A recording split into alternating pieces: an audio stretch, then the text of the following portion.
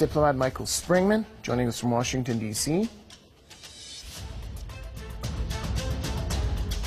Also on the panel, we have journalist and political commentator Ramiro Funes joining us from Los Angeles.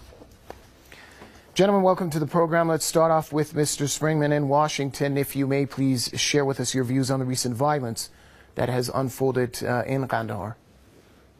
Well, the recent violence is, of course, deplorable, and it's far more deplorable because it's something that I think you can tie directly to the United States and its left-behind forces. While the American Army may have been formally withdrawn, you still have the Central Intelligence Agency paramilitaries, their own clandestine service people and their agents there. You've got American mercenaries still there, I would believe. So I think what they're trying to do, as some of your commentary came in earlier, is basically to keep Afghanistan totally destabilized and to ensure that the country will never recover from 20 years of American invasion and occupation.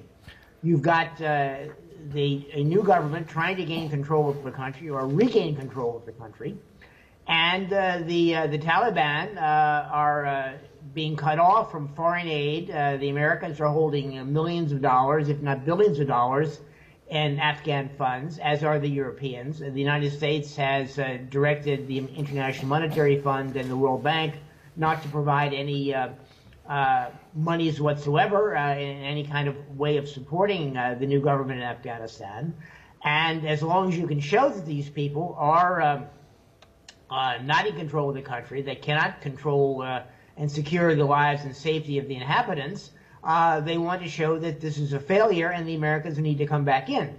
The Washington Post for the last several weeks has been running articles about the terrible state of women, the terrible segregation in Afghanistan, the terrible this, the terrible that, as a justification for bringing the Americans back to regain control of the country and supposedly ensure that there will be peace and order again, as if there were during the 20 years of American occupation.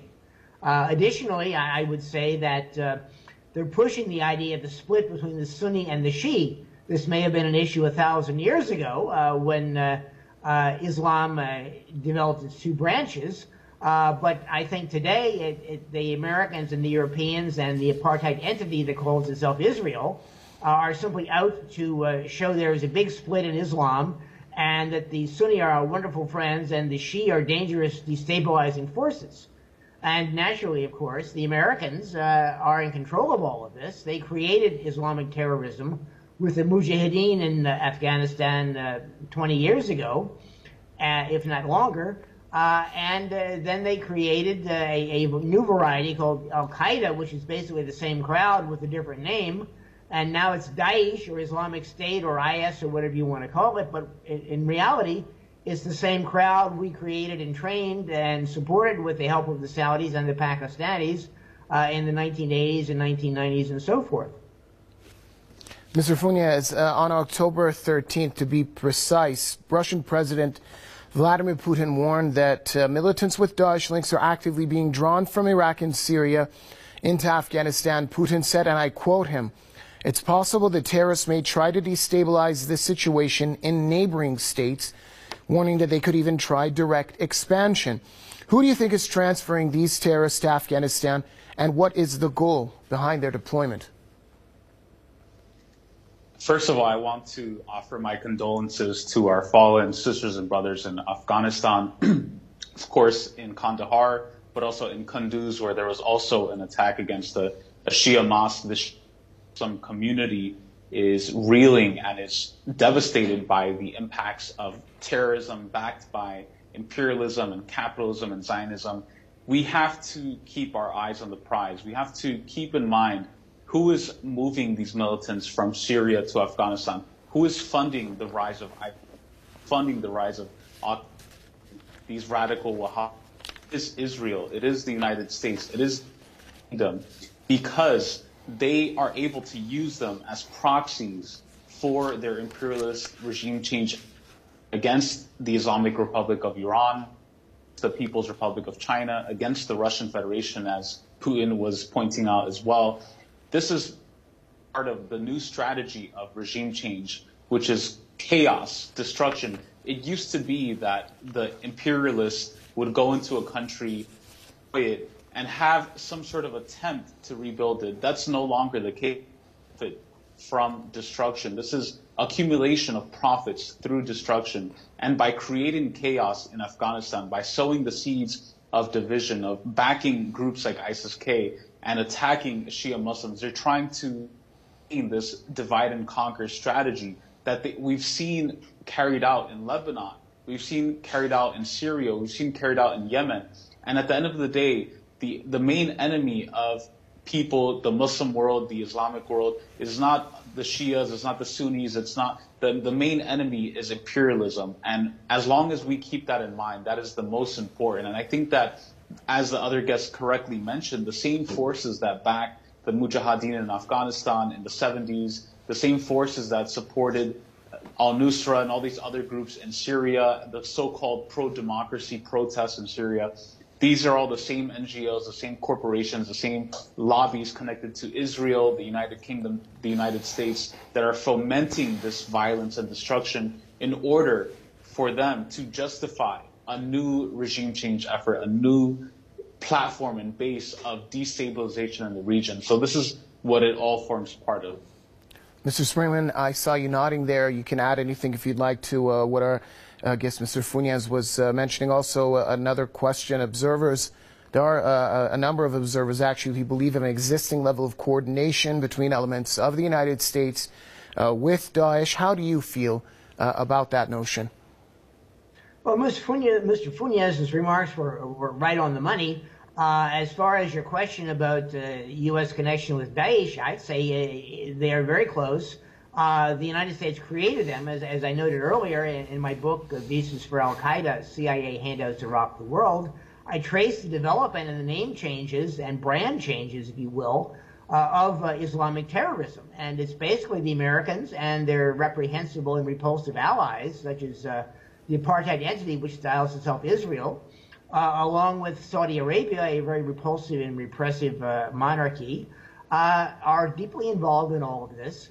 And they see this as a way of keeping the area destabilized to ensure that the American government can justify its occupation of Syria, its occupation of Iraq, and its constant attacks on Iran in concert with the apartheid entity of Israel. So I think that it is a very conscious thing. It isn't a casual contact the United States has with Daesh or any of these other terrorist organizations like the Khorasan people. It's basically let's keep the destabilization rolling and hope that it spills over into Iran and keeps Iraq and Syria from becoming real independent countries. We did this in Yugoslavia and broke it up into small statelets. The United States has split the North off from Iraq. The United States wants to totally destroy Iran, and the United States wants to keep Afghanistan in pieces. 20 years of occupation and war on a country where the average wage or income is $2 a day for 90% of the population is a guarantee for destabilization and future problems, and guarantee that the legitimate government of Iran, run by the Taliban, will not be able to take over and control the country and bring peace and order to the place. Right. Mr. Funes, the same goes, the certain level of collusion for figures from probably the previous government in Afghanistan, the deposed Ashraf Ghani government, of having Daesh being in collusion with them. What do you think about that? It's no surprise that Ashraf Ghani and his cabinet, backed by the United States, was collaborating with ISIS-K and these other groups. Because at the end of the day, what his administration represented was a kinder and gentler face of U.S. imperialism, of destabilization. His role, he was sort of like the good cop in the good cop, bad cop scenario. He presented a democratic front, a rebranding, if you will, of Afghanistan, even though these still extremist elements were operating in the country under U.S. occupation, receiving training.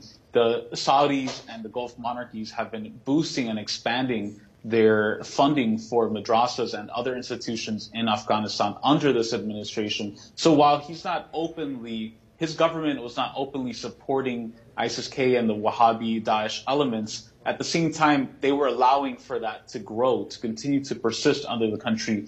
And I think one of the ways that we can describe it is sort of a controlled demolition, right? He was there allowing all of these groups to expand, bringing the development of Afghanistan to a very minimal, low point, so that instead of people having good jobs and education and trade and with other countries, their only option was to get involved in these groups and to become radicalized. So in a way, he kind of provided cover for ISIS-K and other extremist groups in the country and in the region so that they can grow and build dual power, so that for the 20th anniversary of the U.S. invasion occupation, his government would leave, the U.S. would leave, groups like ISIS-K would gain so much power, and then they can once again use that as a justification for invasion.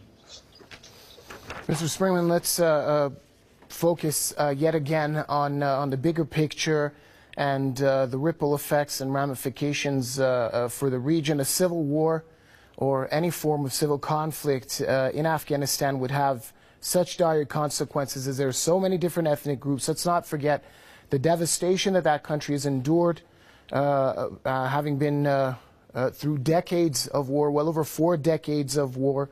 Who would benefit from such instability and violence, and also what repercussions would it have in the broader region and for countries neighboring Afghanistan?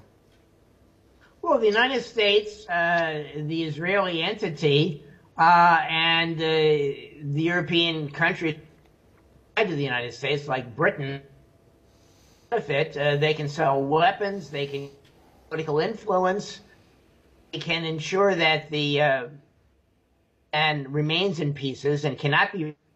There are 14 ethnic groups speaking languages in the country, plus half minority language.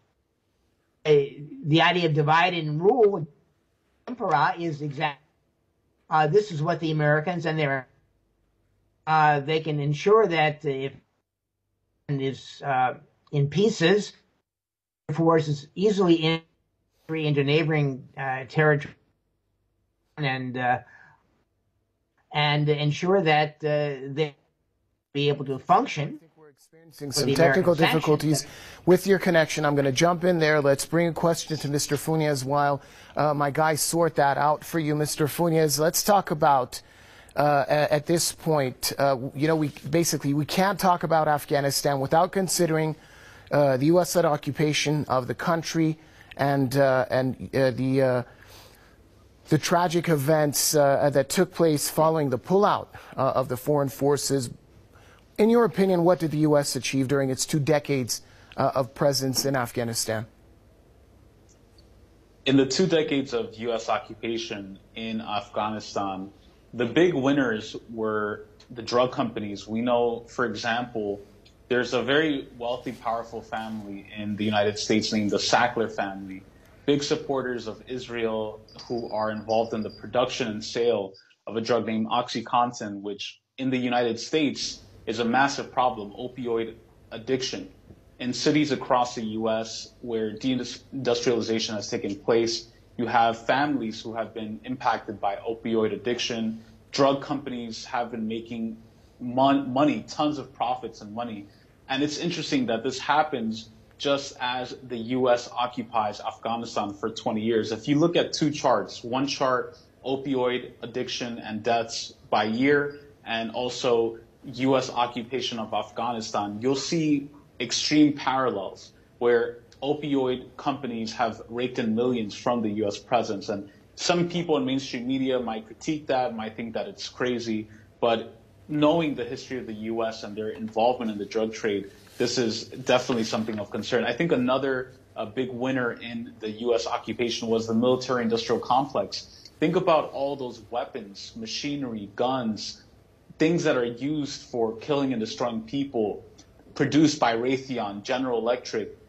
All these companies that run the U.S. government, they made a killing. They made tons of money because of this occupation, that now all those weapons are in the hands of other people. So they also made a ton of money because there's a whole industry in the United States around perpetuating war. Endless war is profitable for the U.S. imperialists. And so this occupation benefited those major companies. Let's go back to Mr. Springman for a final comment. Mr. Springman, you can finish up on the comments that you were making about the broader ramifications of destabilization in Afghanistan. Also, if you'd like, you can add to what Mr. Funia has just mentioned about who benefited from the 2-decade occupation of Afghanistan. Certainly, the Afghans didn't.